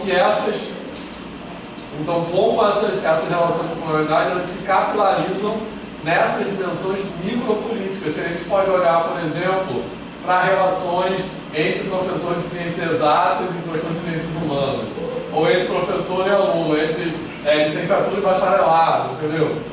Certo? Que não são coisas nada a ver com eurocêntrico, mas que são padrões de poder que emergiram desse colonialismo, entendeu? Então, essa é a segunda coisa que eu coloquei ali, que eu chamei de uma dimensão das intersubjetividades. Assim, uma coisa que você falou que me chama muita atenção, como essa última cena, muito preocupado agora com a situação, né? Essa cena você fala da posição do professor se organizar uma resposta ou uma participação do aluno. O impacto não é só no aluno, o impacto na cabeça dele, não só sobre o conteúdo, não somente na pessoa, na capacidade que desenvolveu no saber, mas ele também começa a ver que um grupo de pessoas que construiu até ali também são desqualificados. O impacto é muito maior. Não é só ali naquele momento. O impacto um pouco maior. E assim, eu acho que, porque sempre eu estou me lembrando, assim, nunca, e assim, depois desse simpósio, ouvindo às vezes a Karen que está assistindo a análise com a gente, que é pedagoga, aí hoje também o Vilas, na hora que saiu da aula falando, é de o quanto nós, professores de matemática, mesmo com as leituras que a gente tem, mesmo tentando não ser, mas somos ainda colonizadores. Acho que isso não pode, né? Acho que é uma coisa que sempre eu estou... Até uma questão de cultura familiar, local, que o aluno traz de casa para a escola, de cada uma ação dessa. E somos colonizados. Além disso, somos Eu colonizados. acho que tem mais a ver com a discussão anterior, que estava em relação ao preconceito racial. Eu não vejo vocês falando muito do preconceito socioeconômico, porque eu acho que a gente fala da cota racial, mas a partir do momento que a gente tem o mesmo problema quando surge a cota para estudante de escola pública. Eu acho que Mas é pela estatística atrelada. Mas de uma estatística atrelada. Mas a discussão aí é a seguinte, eu acho que tem que ter a cota social, mas ela não dispensa a cota racial. Não, mas eu acho que vai mais da agenda das pesquisas. Não, mas eu estou querendo dizer assim, porque muitas vezes o preconceito, pelo que eu percebo, é muito mais na questão socioeconômica também. Tá, mas eu vou explicar que não é mais. Se fosse um negro passando num carrão, talvez não parasse. Não, mas eu vou te explicar. Mas se o cara sempre roubou. Ah, tá. Na pergunta se é motorista de alguém. Na pergunta se é motorista de alguém. Motorista de alguém. Não, mas tem uma outra coisa que é o seguinte. Vou falar por que é estatística atrelada. Ó, só falar uma Dentro coisa. da O professor universitário negro que foi espancado Na Bahia. Quando eu vejo que essa coisa não está fora do racismo, quando eu vejo um negro dirigindo um carrão, aquilo me chama atenção. Porque é fora do hegemônico. Então, aí eu penso assim, tomara que ele não seja motorista, tomara que o carro seja dele. Não, lá na minha cidade, o que acontece? Não, teste numa empresa Sim. de RHV. Foi. Estou publicando toda hora. Na minha cidade, quando chega, aí, se não é motorista, é petroleiro. Vou dar duas palavrinhas. Primeiro, a estatística atrelada. Quando você fala quando a gente fala do socioeconômico, ainda dentro do problema socioeconômico, se você for dentro de uma escola pública, onde todos têm um problema socioeconômico, quem você acha que tem problema maior? Existe um subgrupo. Ainda assim, o negro é subalternizado dentro dessa cota social. Entendeu? É ainda pior essa questão da estatística atrelada. E tem uma coisa, olha, do grupo, mas é bem legal essa experiência. O Esporte teve no dia 20 de novembro, fez uma experiência antropológica bem bacana. Pegou um quadro cheio de atletas brancos de primeira linha e um quadro cheio de atletas negros de primeira linha. E perguntou o que esses caras têm em comum. Eles são os melhores do que fazem. Eles são isso porque eles são melhores, porque eles são bons, não sei o que, beleza. O que esses caras têm em comum? São todos negros. Essa foi a resposta de 99% das pessoas que pegaram os quadros. O que essas pessoas têm em comum? Elas são negras. E aqui? Porque são melhores, porque são bons, porque se destacam, não sei o quê. Olha só. Então, assim, mesmo dentro de um grupo sociocultural absurdo de altas habilidades, a referência é a negritude. Não é porque o cara é bom. Mas ontem eu estava no seminário lá fazer entrevista, eu fui lá e estava dando um dado interessante, eu achei interessante. Eles falando sobre o processo do SISU, como o SISU está operando aqui na UFRJ. E um dado que a professora apresentou lá, que dentro das cotas raciais que estão se existe um próprio grupo que só está conseguindo, tem maior poder aquisitivo. Dentro das cotas. Mas fora isso, tem aqueles que são brancos e se aproveitam disso. Ou seja, o branco ainda tomando conta dessa questão. Por exemplo, aí ela até menciona lá que, por exemplo, os cursos que têm maior poder aquisitivo, matemática e ciências biológicas, ciências naturais. São os cursos que não apresentam maior quantidade. E que no próprio curso de pedagogia houve um crescimento de participação de alunos oriundos de escolas particulares dentro do curso de pedagogia. Eu acho que essa questão que você levanta é importante pensar isso, como é que está operando essas situações porque, por exemplo, na nossa região, lá em Manaus, a gente não tem, assim, nós somos maioria indígenas, e quando você tem um fenômeno de você ir numa loja, numa coisa, você tem um tratamento diferenciado, porque é tão um olhar tão europeu que está dentro, que se abstrai, que as próprias pessoas mesmo, na própria classe social, não conseguem reconhecer o outro como o próprio. Acho que isso ainda tem como um problema muito sério no Brasil, como pensar em situação diferente. Para além da cota, também pensar a permanência desse livro na graduação, que é outra discussão. Então, isso acho também é uma crítica que é feita, às vezes, essas perspectivas antirracistas e coloniais, que é porque se opera com a categoria raça e não com a categoria classe. E a reflexão o racismo é estruturante do capitalismo. O capitalismo não existe sem o racismo. Então, exatamente, por exemplo, que o Fanon chama de tratamento da não existência, né? Que você quer que esses autores de decolonialidade identificam com a colonialidade do ser, né? Que é você desqualificar aquela pessoa como ser humano, que é o que se falava, por exemplo, o negro não tem alma, né? Assim, então, essa construção, essa questão do racismo, de você... A raça, na verdade, é uma invenção da colonização, né? Não é uma coisa biológica. Você inventa aquela categoria e subalterniza. Isso é preciso. As relações de trabalho que sustentam o capitalismo não existem. São impossíveis sem essas relações de subalternização. Então, o racismo não pode ser separado do capitalismo. Tem um texto chamado Comunidades Imaginárias, que ele trabalha, o Benedict Anderson, ele trabalha que a própria ideia de colonização ela se inicia com três processos. O censo, o mapa, e por quê? Porque o censo ele é importante no fato de construir uma ideia racial, uma ideia de qualificação e o próprio museu. E o museu é o elemento que estrutura a história do povo. Então, quer dizer, todos os países que, para se considerar um país de autonomia, de nacionalidade, ele precisa construir a sua base através do museu, do censo, como uma forma de estruturante dessa. Teve uma fala lá no evento também do Abril de História Oral da Faculdade de Educação, teve uma fala que eu achei bem legal, assim, que é de um diretor de um filme, que teve uma mostra de filme lá, né? Aí o diretor de um desses filmes que era um documentário sobre um museu da polícia, museu da polícia civil, sei lá, que até hoje eles têm coisas que eles apreendem de centros de candomblé, que eles exibem como troféus, assim, coisas assim, que eles estão colocando ali para mostrar como a polícia está fazendo bem, assim, entendeu? Aí o documentário é sobre isso. E aí depois, aí teve um debate, né, e o diretor desse documentário, que é um cara falou assim, porque aí a gente tem os museus, aí no museu tem uma seção de cultura negra.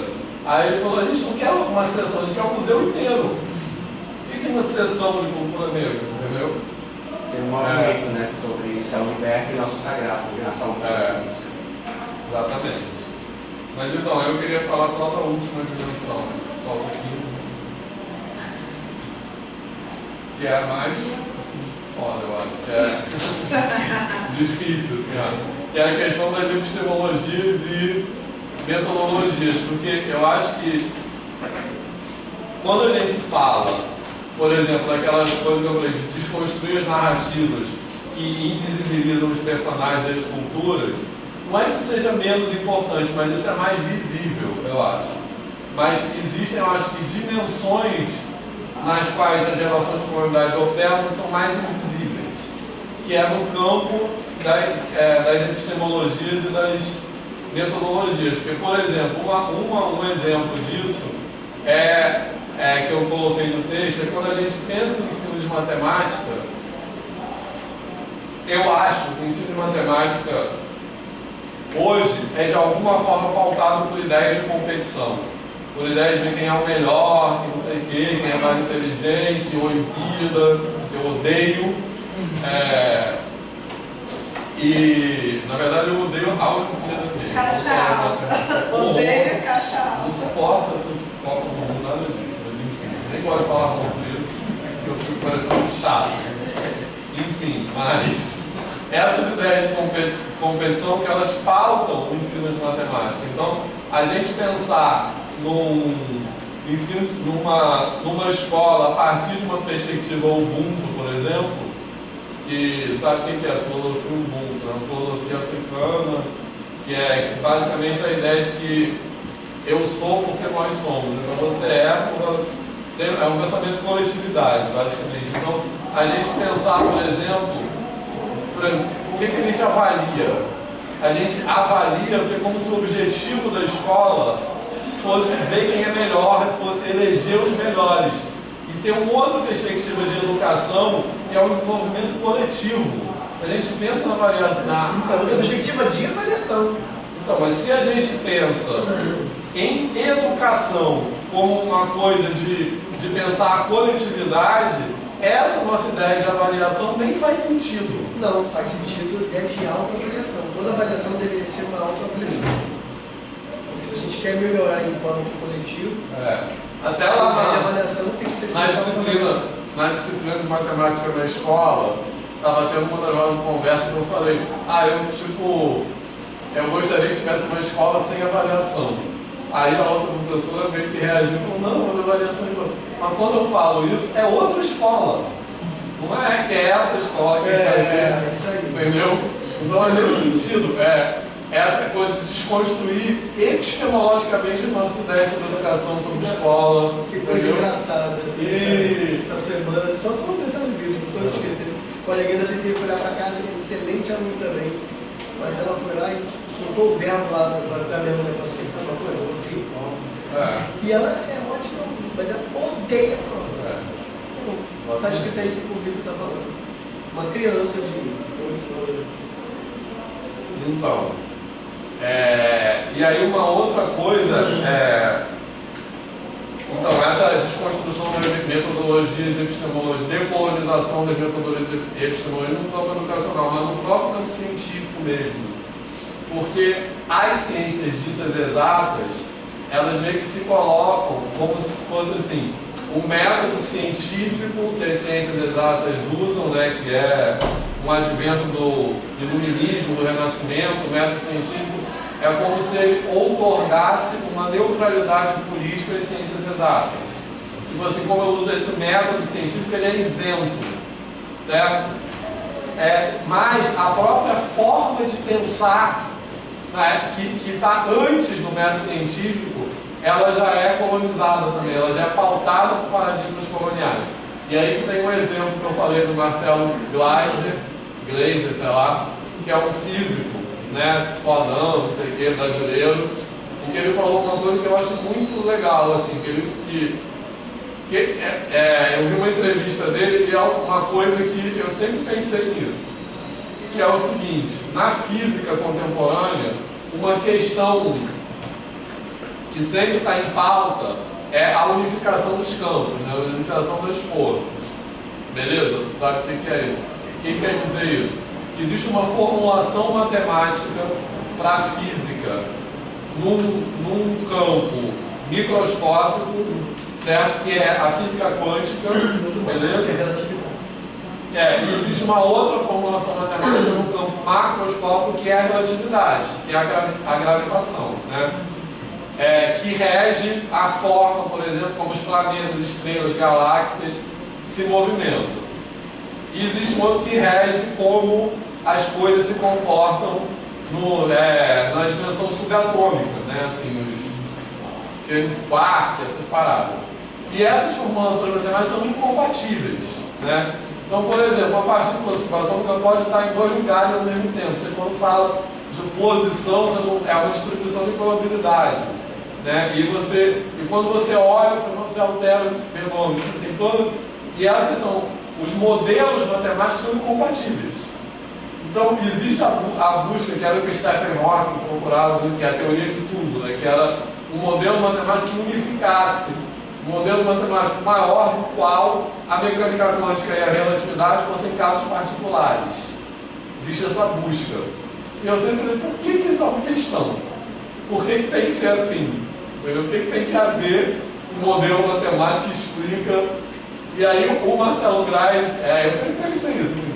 Aí o Marcelo Grey falou assim, que isso é uma visão cristã da ciência, é uma visão monoteísta. Que a partir dessa construção monoteísta, existe uma visão de que o universo seria mais estético se tivesse uma lei única que governasse tudo. Entendeu? E assim, isso é uma coisa que as pessoas não problematizam e podem nem se dar conta. A própria matemática, quando você estrutura ela de forma axiomática, é isso. Essa visão que se chama em matemática o sonho de Hilbert, né? Que era procurar uma teoria axiomática que explicasse tudo. Aí depois vem o Gödel que mostra que isso não é possível, né? Que é o teorema de Gödel, fala que todo sistema de axiomática é inconsistente ou indecisivo, né? Você não pode ter enfim. Se você está em um conjunto de tudo. Exatamente. Não existe conjunto de todas as as coisas. É impossível ter conjunto de todas as coisas, porque senão esse conjunto cairia dentro dele mesmo. E aí é um paradoxo, então é impossível. Mas tem uma coisa que é legal dentro dessa epistemologia, por exemplo, é quando você se reporta, porque você fala assim, o que já se sabe. Por exemplo, dentro da matemática, que é o campo que eu tenho atuado, vamos dizer assim, há algum tempo, e agora mais recentemente com mais propriedade, até com história da matemática, eu fico agora pensando assim, e eu tive isso agora, mais recente, dando aula de história da matemática, mas com vistas ao ensino, eu sempre falo isso, assim, a minha preocupação para a licenciatura de curso de ensino. Você imagina o que é você quebrar o paradigma de teorema de Pitágoras e não de Pitágoras. Pitágoras eu estudava geometria, por exemplo. Porque tu acabou um dia desse lá. Você está entendendo? Você imagina o que é isso? Você imagina o que são os códigos de Euclides já terem sido, entre aspas, sendo influenciados por Eudócio 300 anos antes, 400 anos antes da Era Comum, ou seja, pelo menos 100 anos antes de Euclides. Você quer ver outro paradigma que a gente aceitou a partir dessa unificação axiomática e de uma forma que a gente reproduz? Quando a gente vai dar aula de geometria euclidiana, só pode fazer com regra e compasso. Que história é essa? Euclides, em nenhum momento de Euclides fala isso. Aí quando você começa a ver o que se sabe, o que Euclides fez foi juntar tudo que se podia fazer com regra e compasso. Mas na Grécia se fazia uma pulsão de outra coisa sem regra e compasso. Trocentas outras coisas. Não, isso também é assim. Mas é mais provável que ele tenha existido do que Pitágoras, por exemplo. Pitágoras pode nem ter existido. Ele está dando um tempo para quem falar, provar que ele existiu. Não, mas por exemplo, Pitágoras, nesse caso, assim, só para você entender, Pitágoras, no primeiro escrito, diz escola pitagórica. Você imagina o FRJ. Daqui a 5 anos eu falo a UFRJ, foi uma pessoa. Você está entendendo? Não, mas a UFRJ, por exemplo, a UFRJ produziu isso. A UFRJ produziu isso. Bom, a UFRJ é uma pessoa, então o que aconteceu? No primeiro texto diz escola pitagórica. Na cópia desse texto, a pessoa que copiou o de Própolis lá escreveu escola de Pitágoras, aí Pitágoras se tornou uma pessoa. Só que isso não dá para saber se ele realmente era a pessoa que deu o nome à escola ou se era só o nome da escola. Pitagórica era um adjetivo como se fosse o Erge, por exemplo. É impossível saber. Isso me lembrou o começo da discussão da legitimidade, né? Como que essas coisas dentro da história da matemática são controversas e ainda são questionáveis, mas elas estão presentes nos livros do cara. Sim, olha só destruir. Ou seja, elas são legitimadas. Quando se questiona sobre possíveis práticas matemáticas, por exemplo, dos povos africanos, enfim, onde estava a margem desse conhecimento tido como hegemônico, diz que as fontes não são confiáveis, ou se os registros são só orais. Por conta disso, não deveriam estar nos livros. Didático, só como que é controverso. Se eu tiver um livro chamado Pode o Subalterno Falar, explica que não pode. Os critérios são. Eu posso aqui fazer uma provocação, assim, né? Hoje, antes que eu não assisti uma aula de matemática, hoje Assistir. E assim, eu sempre tive muita dificuldade na matemática de compreender algumas coisas. Mas hoje eu pude entender uma coisa que era talvez o que foi a minha trajetória de estudante de pensar. Que hoje eu entendo que vocês, matemáticos, são muito mais tradutores de uma linguagem, né, para as pessoas que não têm um domínio, digamos assim, do estudante. E o que talvez seja a provocação passa por isso. Assim, por que será que o professor de matemática, na tradução dessa linguagem, situações tão não vou dizer abstrato, mas assim, uma linguagem que não seja isso. Pensando, por exemplo, no caso do indígena, né? Porque se no lugar de usar o X ou Y, não se usa uma questão referente a daquele grupo, a uma letra. Eu tenho uma teoria sobre isso. Não, pois é, eu vendo isso hoje, eu percebo que o professor do ensino fundamental, ensino médio de matemática, ele tem esse desafio a ser, né, a trabalhar dentro com os alunos, porque ele tem que ser o tradutor. Porque uma língua, por exemplo, você pega lá os símbolos, né, o bi, são linguagens muito, por exemplo, romanas, gregas, são muito linguagens muito arcaicas, que o jovem de hoje, talvez, que a criança, ela não compreende uma linguagem. Inventa outra coisa. Exato. E aí eu acho que isso é uma provocação no sentido disso, que hoje o professor de matemática é muito mais na tradução, a dificuldade de traduzir uma linguagem para quem está recebendo. Tem uma teoria de que... Bom, eu explico a definição de quantidade de função. Não, eu falei assim, para mim, o que a gente fez, porque assim, até a aula de análise.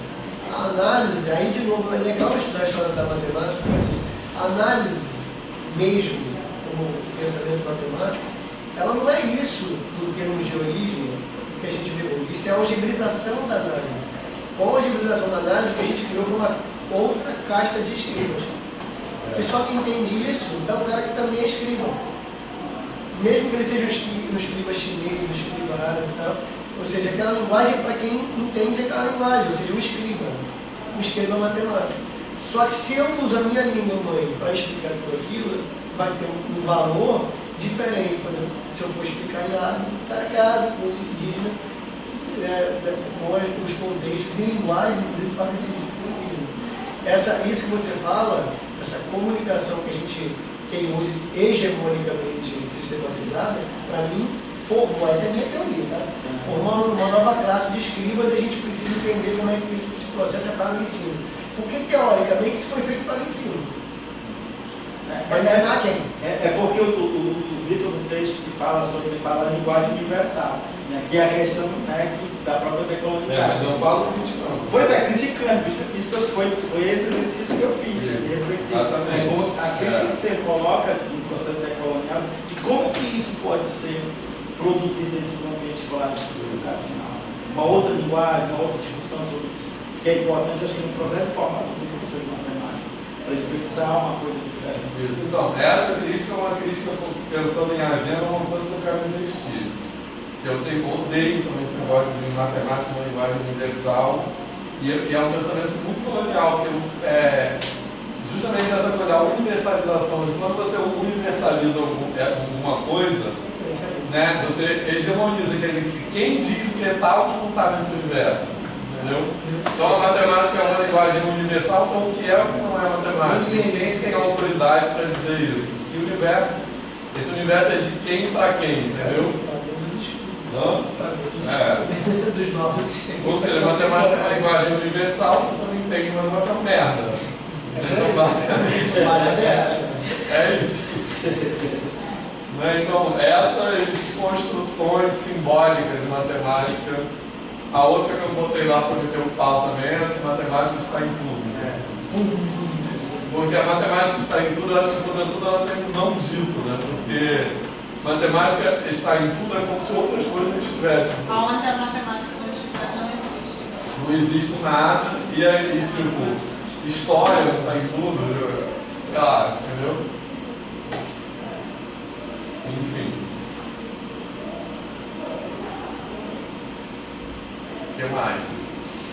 Então, para o ano que vem, a gente continuar estudando essas coisas. E? Não, é que a gente trouxe um... Para você fechar, antes de a gente fechar, a gente trouxe tudo assim, Oba. mestrado, a gente. Alguns estão capenga, então Ah. estão gostosos. Quem mais quer falar alguma coisa? Professor Ronald. Você vai mandar você vai montar uma espécie de cronograma que a gente discutiu. Sim, mas o que vocês acham?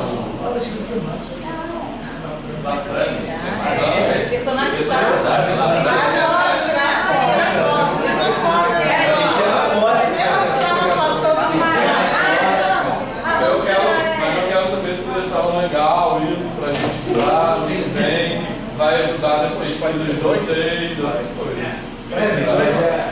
Assim, ela fala, desculpa.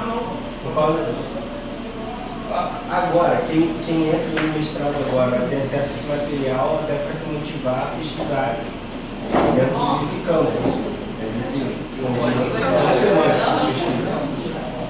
Porque o que a gente, eu entendi, assim, que eu entrei que tinha acesso às pastas do Lacan, foram aquelas pastas que tem temas bem específicos. Não, deixa eu tirar a pauta. Existe um conjunto de material, um material para isso. Todo mundo em volta do doce. Gente, quem vai E alguém puxa a selfie. Alguém puxa a Só antes da gente ainda tem outra reunião ainda. Mas então tem um especial para o eu vou te dizer, eu não sei vídeo, eu tenho vontade de chorar. Tá, olha só, peraí, Eu tenho vontade de chorar. só uma coisa que o Diogo está perguntando antes disso, que é assim, ano que vem, os alunos, a partir do ano que vem, não vai ter mais seminário do PEMAS naquele modelo que vinha, vai ser só os grupos de pesquisa.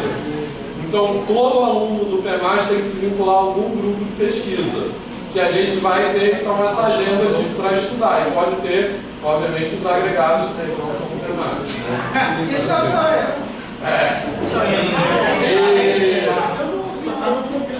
E além disso, eu vou dar uma disciplina chamada Formação de Professores, Currículo de Colonialidade, às quintas-feiras à tarde. Ano que vem, 2021.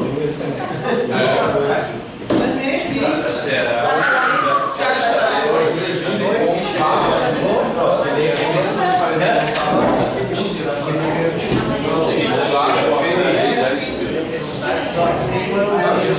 Quem vai bater a foto? Acho que foi um dia bater 4